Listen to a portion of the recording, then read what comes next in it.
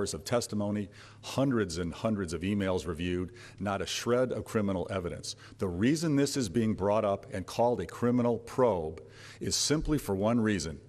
The 24 hours before Lisa Madigan announced this probe, Mr. Pritzker was determined to have committed a scheme to defraud the taxpayers of Illinois by a Democrat in Cook County government who did a multi-month investigation of Mr. Pritzker and determined that Mr. Pritzker engaged in tax fraud, mail fraud, and perjury.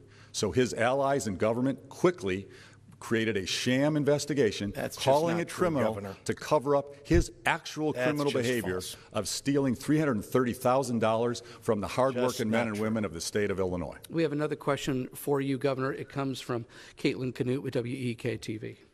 Well, since you touched upon that very issue, talking about the allegations from the Cook County Inspector General, you've likened Mr. Pritzker to, I believe the quote is, a bank robber who steals money, but then is still a bank robber. Do you feel that's a fair comparison? And is there a way that you think voters could still trust Mr. Pritzker considering these allegations? Governor, you have 2 minutes.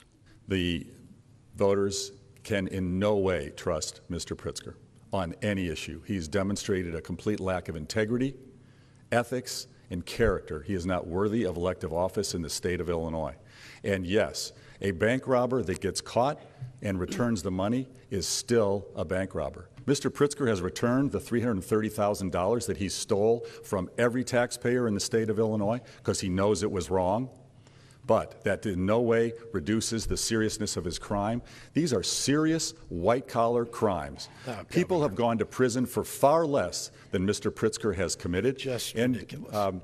Simple fact is, 4 of my 9 predecessors as governor went to jail.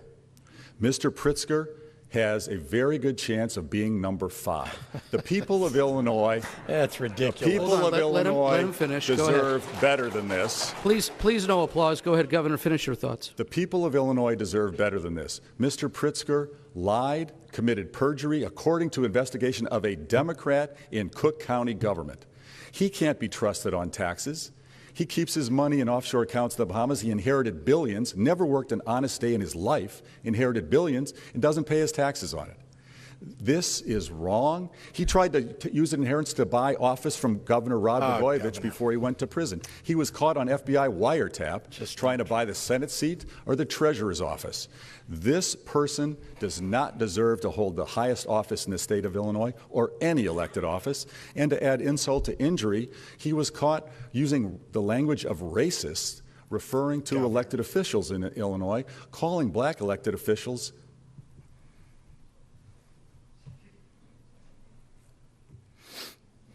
what did he call him? I'll leave that to you. Offensive. All right. Your time is up here, Governor. There's a lot Can I here. respond Yeah, to there's the a lot governor? here. Go ahead. Feel free to respond. You have 1 minute. If I may, this is, first of all, you've just heard a desperate rant by a failed governor who is in the final hours of his campaign and his governorship. Please, folks, please, let's hold the applause. If we could hold the applause. To be clear, you're likely to hear more of that tonight because he's got nothing else, just lies and excuses. Now, I want to respond to the question. This was an internal memo that was leaked for political purposes. There was an article about the fact that this was leaked for political purposes by someone associated with Governor Rauner. And the report that was issued was actually a report about the problems in the tax assessor's office. And I believe there are real challenges in our property tax system that we need to address. But as for the renovation project that was underway, it was halted because it was unclear whether the home would be sold or rented out. And then the project was restarted. All the taxes that were assessed were paid. But this is Governor Rauner trying to distract from his own record 22 property tax reassessments he sought and illegally sought 3 homestead exemptions, and then he wants to raise property taxes on $1 billion on the people of the state of Illinois. We've got to move on to a question from my colleague here.